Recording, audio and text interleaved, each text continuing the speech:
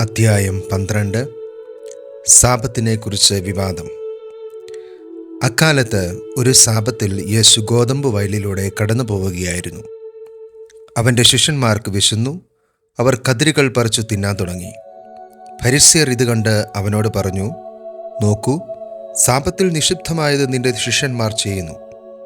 അവൻ പറഞ്ഞു, വിശന്നപ്പോൾ ദാവീദും അനുചരന്മാരും എന്താണ് ചെയ്തതെന്ന് നിങ്ങൾ വായിച്ചിട്ടില്ലേ? അവൻ ദൈവഭവനത്തിൽ പ്രവേശിച്ച് പുരോഹിതന്മാർക്കല്ലാതെ തനിക്കോ സഹചരന്മാർക്കോ ഭക്ഷിക്കാൻ അനുവാദമില്ലാത്ത കാഴ്ചയപ്പം ഭക്ഷിച്ചതെങ്ങനെ? അല്ലെങ്കിൽ സാബത്ത് ദിവസം ദേവാലയത്തിലെ പുരോഹിതന്മാർ സാബത്ത് ലംഘിക്കുകയും അതേസമയം കുറ്റമറ്റവരായിരിക്കുകയും ചെയ്യുന്നതെങ്ങനെയെന്ന് നിങ്ങൾ നിയമത്തിൽ വായിച്ചിട്ടില്ലേ? എന്നാൽ ഞാൻ നിങ്ങളോട് പറയുന്നു, ദേവാലയത്തേക്കാൾ ശ്രേഷ്ഠമായ ഒന്ന് ഇവിടെയുണ്ട്. ബലിയല്ല, കരുണയാണ് ഞാൻ ആഗ്രഹിക്കുന്നത് എന്നതിൻ്റെ അർത്ഥം മനസ്സിലാക്കിയിരുന്നെങ്കിൽ നിങ്ങൾ നിരപരാധരെ കുറ്റം വിധിക്കുമായിരുന്നില്ല. എന്തെന്നാൽ മനുഷ്യപുത്രൻ സാബത്തിൻ്റെയും കർത്താവാണ്. സാബത്തിൽ രോഗശാന്തി നൽകുന്നു. യേശു അവിടെ നിന്ന് യാത്ര തിരിച്ച് അവരുടെ സിനഗോഗിലെത്തി. അവിടെ കൈ ശോഷിച്ച ഒരുവനുണ്ടായിരുന്നു. യേശുവിൽ കുറ്റം ആരോപിക്കണമെന്ന ഉദ്ദേശത്തോടെ അവൻ അവനോട് പറഞ്ഞു, സാബത്തിൽ രോഗശാന്തി നൽകുന്നത് അനുവദനീയമാണോ? അവൻ പറഞ്ഞു, നിങ്ങളിൽ ആരാണ് തൻ്റെ ആട് സാബത്തിൽ കുഴിയിൽ വീണാൽ പിടിച്ചു കയറ്റാത്തത്? ആടിനേക്കാൾ എത്രയേറെ വിലപ്പെട്ടവനാണ് മനുഷ്യൻ. അതിനാൽ സാബത്തിൽ നന്മ ചെയ്യുക അനുവദനീയമാണ്. അനന്തരം അവൻ ആ മനുഷ്യനോട് പറഞ്ഞു, കൈ നീട്ടുക. അവൻ കൈ നീട്ടി.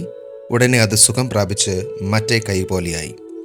ഫരിസ്യർ അവിടെ നിന്ന് പോയി അവനെ നശിപ്പിക്കേണ്ടത് എങ്ങനെയെന്ന് ആലോചന നടത്തി. ദൈവത്തിൻ്റെ തിരഞ്ഞെടുക്കപ്പെട്ട ദാസൻ. ഇത് മനസ്സിലാക്കിയ യേശു അവിടെ നിന്ന് പിൻവാങ്ങി. അനേകം പേർ അവനെ അനുഗമിച്ചു. അവരെ എല്ലാം അവൻ സുഖപ്പെടുത്തി. തന്നെ പരസ്യപ്പെടുത്തരുതെന്ന് അവൻ അവരോട് കൽപ്പിച്ചു. ഇത് യെശയ്യാ പ്രവാചകൻ വഴി അരുളി ചെയ്യപ്പെട്ടത് പൂർത്തിയാകുന്നതിന് വേണ്ടിയാണ്. ഇതാ, ഞാൻ തിരഞ്ഞെടുത്ത എൻ്റെ ദാസൻ, എൻ്റെ ആത്മാവ് പ്രസാദിച്ച എൻ്റെ പ്രിയപ്പെട്ടവൻ. ഞാൻ അവൻ്റെ മേൽ എൻ്റെ ആത്മാവിനെ അയക്കും. അവൻ വിജാതിയരെ ന്യായവിധി അറിയിക്കും. അവൻ തർക്കിക്കുകയോ ബഹളം കൂട്ടുകയോ ഇല്ല. തെരുവീഥികളിൽ അവൻ്റെ ശബ്ദമാരും കേൾക്കുകയില്ല. നീതിയെ വിജയത്തിലെത്തിക്കുന്നതുവരെ അവൻ ചതഞ്ഞ ഞാങ്ങണ ഒടിക്കുകയില്ല, പുകഞ്ഞ തിരി കെടുത്തുകയില്ല. അവൻ്റെ നാമത്തിൽ വിജാതിയർ പ്രത്യാശ വയ്ക്കും. യേശുവും ബെൽസബൂലും.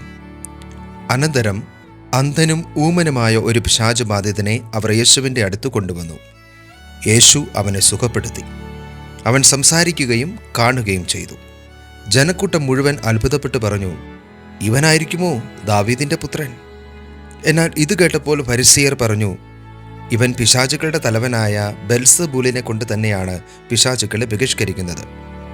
അവരുടെ വിചാരങ്ങൾ മനസ്സിലാക്കിയ യേശു അവരോട് പറഞ്ഞു, അന്ധചിത്രമുള്ള ഏതു രാജ്യവും നശിച്ചു പോകും.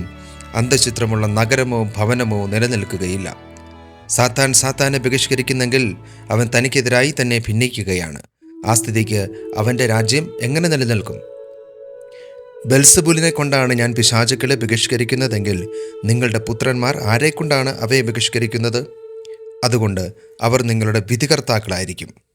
എന്നാൽ ദൈവാത്മാവിനെ കൊണ്ടാണ് ഞാൻ പിശാചുക്കളെ ബഹിഷ്കരിക്കുന്നതെങ്കിൽ ദൈവരാജ്യം നിങ്ങളിൽ വന്നു കഴിഞ്ഞിരിക്കുന്നു. അഥവാ ശക്തനായ ഒരു മനുഷ്യൻ്റെ ഭവനത്തിൽ പ്രവേശിച്ച് വസ്തുക്കൾ കവർച്ച ചെയ്യാൻ ആദ്യം തന്നെ അവനെ ബന്ധിക്കാതെ സാധിക്കുമോ? ബന്ധിച്ചാൽ കവർച്ച ചെയ്യാൻ കഴിയും. എന്നോടുകൂടെ അല്ലാത്തവൻ എൻ്റെ എതിരാളിയാണ്. എന്നോടുകൂടെ ശേഖരിക്കാത്തവൻ ചിതറിച്ചു കളയുന്നു. അതുകൊണ്ട് ഞാൻ നിങ്ങളോട് പറയുന്നു, മനുഷ്യൻ്റെ എല്ലാ പാപവും ദൈവദൂഷണവും ക്ഷമിക്കപ്പെടും. എന്നാൽ ആത്മാവിനെതിരായ ദൂഷണം ക്ഷമിക്കപ്പെടുകയില്ല. മനുഷ്യപുത്രനെതിരായി ആരെങ്കിലും ഒരു വാക്ക് പറഞ്ഞാൽ അത് ക്ഷമിക്കപ്പെടും.